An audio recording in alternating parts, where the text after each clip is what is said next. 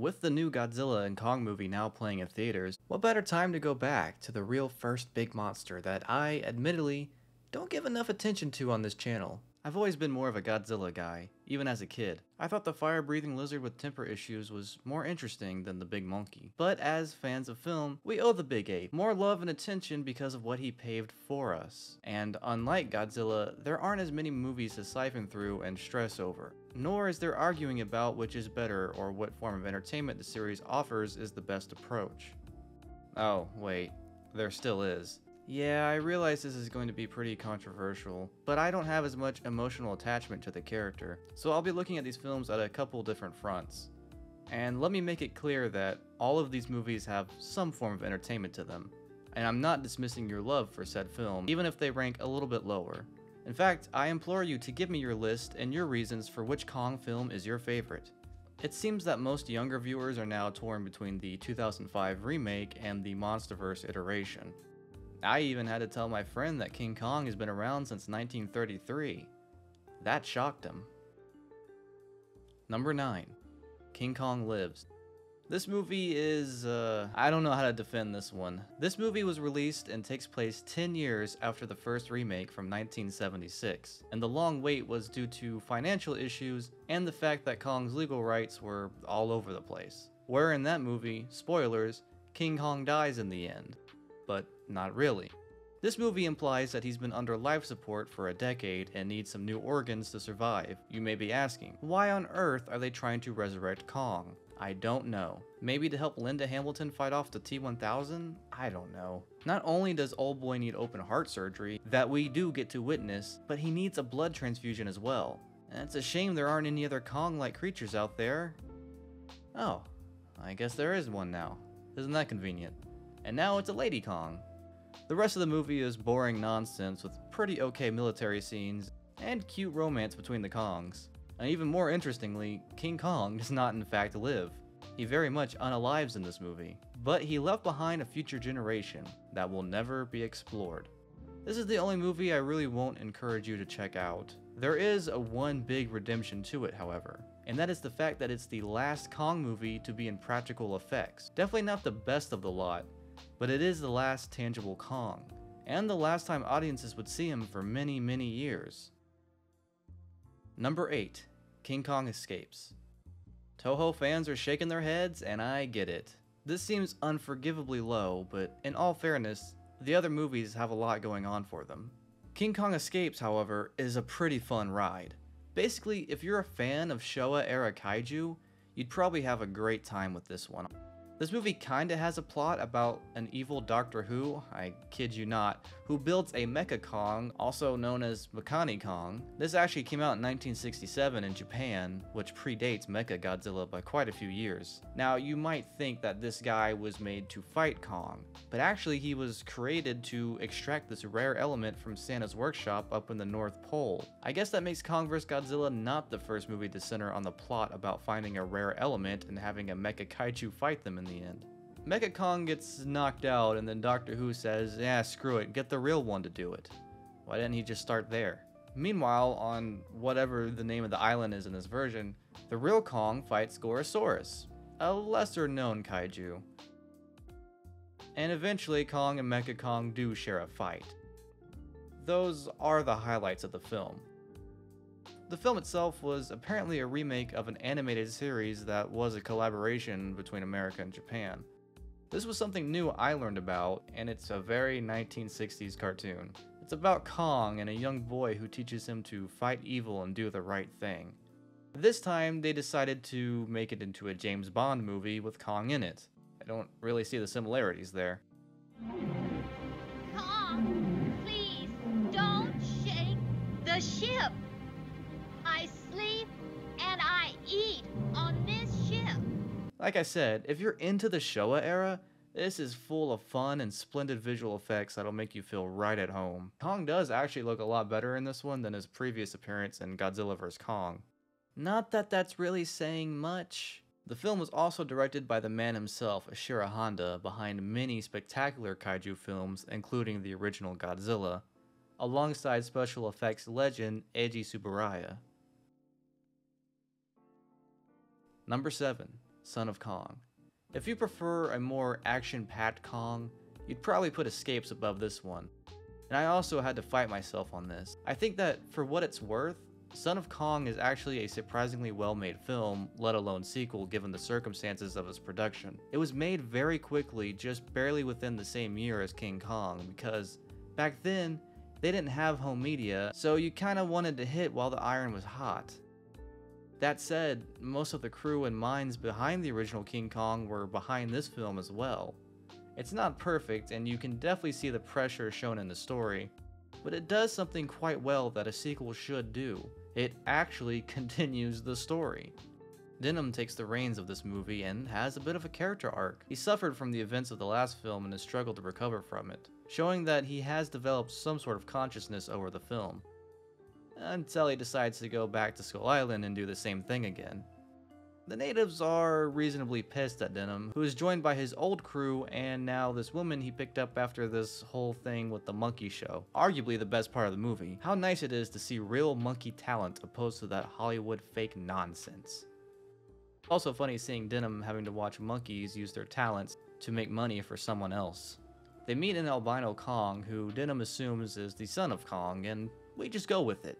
Denham, however, learned from his past mistakes, decides to actually get the treasure that he came here for and not use it as a metaphor for Kong. And I guess the little guy appreciates that as he sacrifices himself to save Denham in the end. Denham shares the riches with the other members and has a sort of conclusion, maybe even a redemption. The money was originally sought out for his personal necessity, but he still shares it with the others. I think there's a lot to this movie that is greatly overshadowed, but that's kinda common with sequels back then. Most of them were garbage. But as a fan of the classics, I admittedly eat that stuff up. Number 6. Godzilla vs. King Kong. This might be surprising for some, but if you've seen my tier list of Godzilla films, you know I'm not the biggest fan of this one. The idea of Godzilla vs. Kong never seemed that big to me as it did to others. It always sounded like playground talk. Like, what if Luke Skywalker fought Captain Kirk? I mean, sure, these are both big characters in name, but their universes, their stories, their scales are completely different. The kaiju that Godzilla fights on the weekly versus Kong, who needs a minute to fight a big-ass snake or a dinosaur, should prove that. In all fairness, what else is America supposed to set up against Godzilla? Japan was already building up quite an arrangement of likable kaiju. Meanwhile, America has giant spiders, ants, praying mantis, those are actually pretty freaky, and Martians. It's not like we're gonna have Godzilla versus the Claw. In order for both of these characters to share the same screen, you have to simplify Godzilla to Kong's level or beef up Kong well beyond his character. Usually it's the latter that happens. In the defense of this film, it was originally supposed to be King Kong fights Frankenstein, but there were some crazy legal issues going on, especially with Kong. Now Toho really wanted to make a King Kong movie. They kinda had before, but that's all lost film now. And this seemed like the prime opportunity. They decided to collab, changing Frankenstein's monster into Godzilla, who seemingly was done by this point, as he had 2 films prior and Toho had already moved on to making newer kaiju. Both of these films were pretty dark and grim, and this would be the first time we'd see Godzilla in color and in a goofier light. Even with the fights and raids again, it was still a pretty serious movie. This was a sort of revival for both monsters, really. It would be the first time both would be seen in color, and both would have completely new appearances. Tsuburaya decided to nix the stop motion, although there are some elements of it, but went for suit acting. So obviously, Kong had to be completely redesigned. Tsuburaya was apparently pretty picky about it.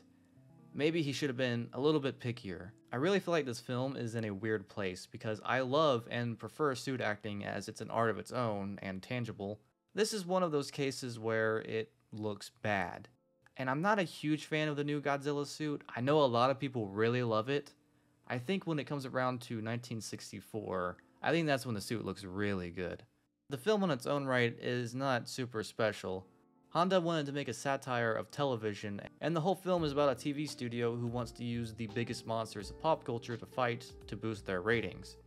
Not a bad idea, and to this day, I'm not sure if -1 overcame that. This movie holds the most tickets sold for a Godzilla film in Japan. And that's something that I really love about the Showa era, that I don't think enough people give credit to. These movies have genuinely good themes behind them. Maybe not always the best execution, but that's part of what makes it so effective. This film does have some likable characters and returning actors. And some questionable things. But the main thing people care about is the fight, and it's fun. It's just two guys who practiced what they saw from wrestling and did it in big suits. You have plenty of memorable imagery, like Kong swinging Godzilla by his tail and shoving a tree down his throat. It's quite brutal, actually. I should note that for the longest time, Americans only had access to the Universal release. While it isn't necessarily as re-edited as the 1954 film was, it does some have additional scenes.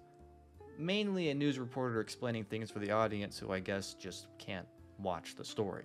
It wouldn't be until Criterion got their hands on the film that we would actually get an official release of the Japanese version. It's such a bizarre film and a concept that has fascinated kids for literal decades, and a rematch that would not happen until a couple years ago, although I am stretched to call it a rematch. Number 5. Kong vs. Godzilla. Let me make this clear. On a personal note, I probably would lean more towards the original. I think that this is the worst of the MonsterVerse films. It's beginning to try to reclaim the Showa-era goofiness without any of the charm, or the charisma, or the meanings, or the appeal. But these new versions in the MonsterVerse is how a new generation is brought into these famous characters. That said, the movie's pretty clunky. Let's just think about this. Previous to this was King of the Monsters, a film that I do have problems with, but it does have famous monsters like King Ghidorah, Rodan, Mothra, and those other titans that no one cares about. Godzilla kicks all their butts and claims the title King of the Monster on a global scale and is kind of heroic. Now he's bad because the movie needs him to be. I like Godzilla when he's a bad guy, but the transition between his films is... Somehow Palpatine returned. Most people, again, don't care about plots in these, so it might actually seem silly for someone to dissect this movie. But it does have the biggest sin that a kaiju movie could have. It's boring. You should at least try to have characters we can latch onto. The only one I really cared about was the girl who could communicate with Kong. The Millie Bobby Brown storyline was god-awful, and I would actually feel tempted to fast forward it like a child skipping just to see the fight scenes. And they have the generic business bad guy, which, while it isn't unfamiliar territory, it still seems flatter than those before it. And Sarasawa's son is in it for like 5 minutes. I remember reading that in the casting and I was like, oh, maybe we could do something interesting with that. Literally anything. I guess it is kind of ironic to have that framework for something and not use it. Hollow Earth is also finally explored, and it's not really that interesting as it was hyped up to be, and it looks very cartoony. I mean, the fight scenes are cool, not very practical, but who cares about that when it's a giant lizard fighting a big monkey? The neon scenes look nice. And there is more potential with the digital bodies at each other now. I wouldn't say it's as fun as the original, but it still has that same charm of kids playing with their dinosaur toys. And I mean that positively. Now you may be asking, why is this higher than the previous one if I have so many negative things to say about it? It's because of Kong. He's actually really great in this movie. Obviously our monster here is the emotional core this go around, and I really enjoyed him in this film. As a Godzilla fan, unfortunately, I really felt no hype or excitement when he was on screen. Number 4. King Kong, 1976. I like to call this one the hippie Kong. This was the first remake of Kong. It had been many years since the original, and during this era of many great original films, they said, screw that, we need to bring Kong back. This version is somewhat similar to the original plot, however they made changes for a more darker tone, to match the overall tone of the films of the time. It's a very eco-friendly take, the plot being about going to Skull Island to take its natural resources, primarily oil. Jeff Bridges stars as the long-haired, pretty hippie paleontologist, and the new Fay Wray character is played by Jessica Lange, a yet again aspiring actress who conveniently survived a yacht accident with a director that crashed. She stays along for the ride because why not? We spend some time with their sexual tension because it's the 70s now, baby. That's what the original Kong was missing. The Denim role is still similar, except that instead of being a greedy filmmaker, he's now a greedy executive for an oil company. The actual Skull Island I didn't find overly impressive. It kinda was just an island. It was beautiful, don't get me wrong, but there wasn't enough eeriness to it.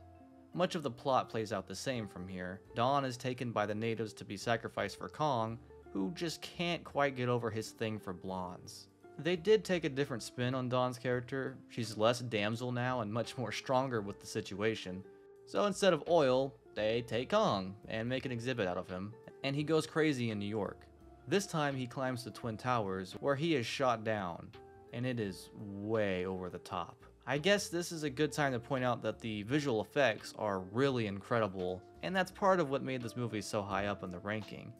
There's quite a bit of an audience who thinks that this is the best looking Kong. I really didn't care for this version too much when I first saw it, but it grew on me quite a bit.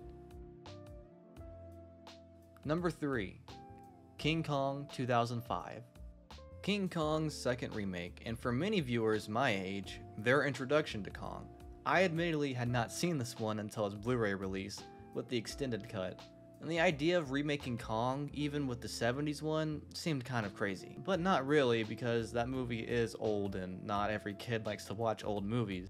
But with the 2005 version, you basically get the same exact thing. It's the same exact story, and I will give points to the 1970s version for trying to update it for modern issues. This one goes quite literally back to 1933 and follows the same plot. This time it's got about an hour and a half of extra content. It is a Peter Jackson film after all. I do like this movie, I like it quite a bit, but the idea of watching it always feels like a chore. And mind you, I love Lord of the Rings, and I love long films, because when they're good, they don't feel that long. King Kong feels like it does have a lot of filler that doesn't really push the story anywhere. I get that you want to make it different and you want to add a little bit of extra context, but it's King Kong, and the original allowed us to enjoy the same story without the details being needed. The cast is interesting because while all of them are phenomenal, they aren't really the picks I'd imagine for these characters. I definitely never would have imagined Jack Black being in King Kong unless he for some reason was voicing the character. As much as I do adore him, I don't know if he was really the best pick for Denim. Naomi Watts is Ann Darrow, and she does a good job. She definitely has a different feel to the character, and there's a real nice charm in her connection with Kong. It's a little weird on a romantic level, but it's cute. And I completely forgot that Adrien Brody was in this film. Yeah, I like Adrien Brody too. Just didn't really leave much of an impression in this one. Of course, the real star is Andy Serkis, now playing the completely digital Kong. For the time, it looks really good. I mean, this is Peter Jackson, the guy whose visual effects held up better 20 years later than George Lucas.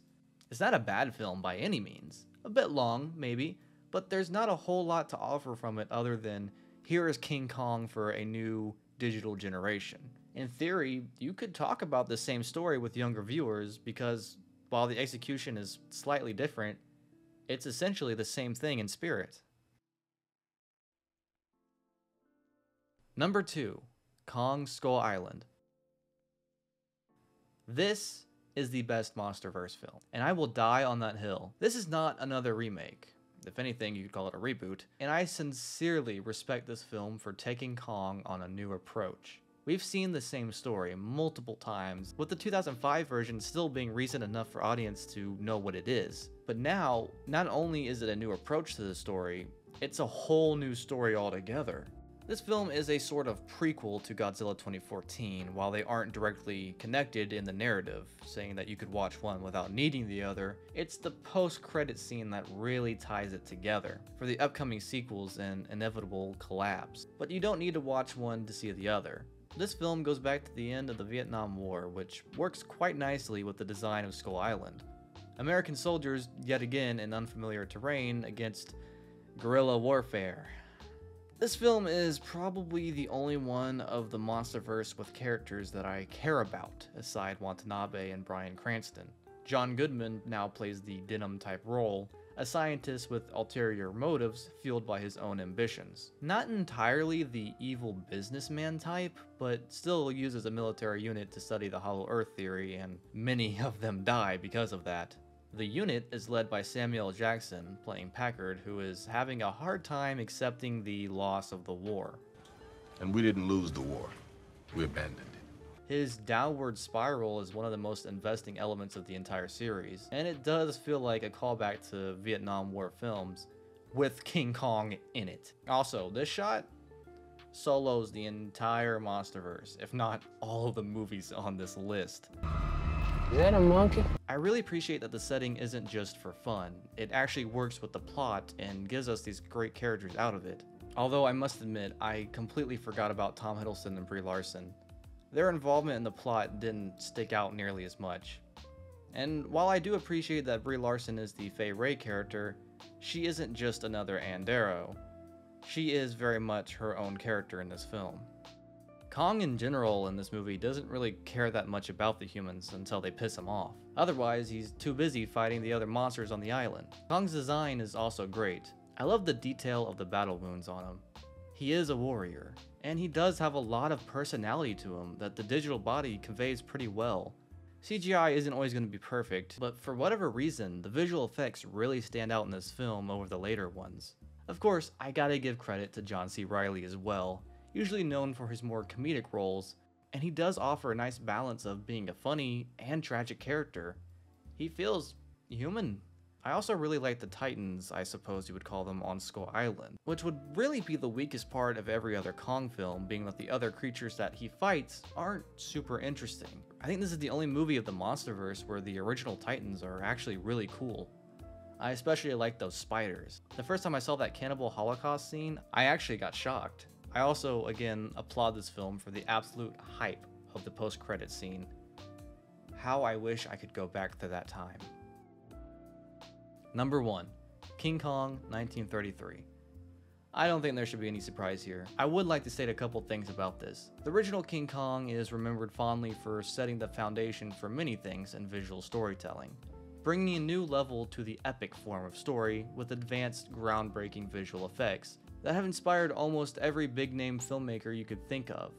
But of course, just because something is that legendary, age usually takes over, and we can look back on it fondly and thankfully while we're appreciating the newer entries. I actually don't believe that's the case. I still think that this is one of the greatest movies ever made. Citizen Kane and Casablanca, sure, those are cool and great, but Kong is a masterpiece deserving of its recognition. On paper, King Kong isn't super investing, but the end result is one of the greatest visual spectacles ever made. Kong, being the first non-human lead role, is not just a monster of chaos, but a creature that we can feel sympathy for. Again, the visual effects are astounding. For the time they were made, under a moderate budget and fast-working conditions, these scenes are timeless and still look good to this day. There are even some rather gruesome parts, including a removed sequence called the Spider Pit. This movie has been discussed about for 90 years. Its anniversary was actually just a couple days prior to recording this. I doubt there's more justice I can do for this film other than encouraging that it's still worth the time to be checked out. Whereas the 2005 film may be a little bit long, others will probably feel more attached to the updated computer effects, and the 1970s one is kinda just goofy at times. The original just checks everything. Romance, horror, fantasy, adventure. It's truly an epic. One that doesn't go too long and takes itself very seriously. Why, Jack, you hate women. Yeah, I know. But you aren't women. In a time where it's easy to look back and laugh at older films, I would still say that those watching King Kong for the first time would think, whoa, they did that 90 years ago? So there it is. That's all the Kong movies, well, the ones that matter at least. As I said, it can be debated per one's taste in these types of films, some of these placements being pretty close and highly debatable. So I encourage you to tell me in the comments your favorite Kong films and why. And just remember, we all have different tastes, but we're all here under the same love of King Kong. Thanks for watching. If you enjoyed the video, please leave a like and subscribe if you haven't already. It really helps the channel out a lot. As always, I'll see you all next time.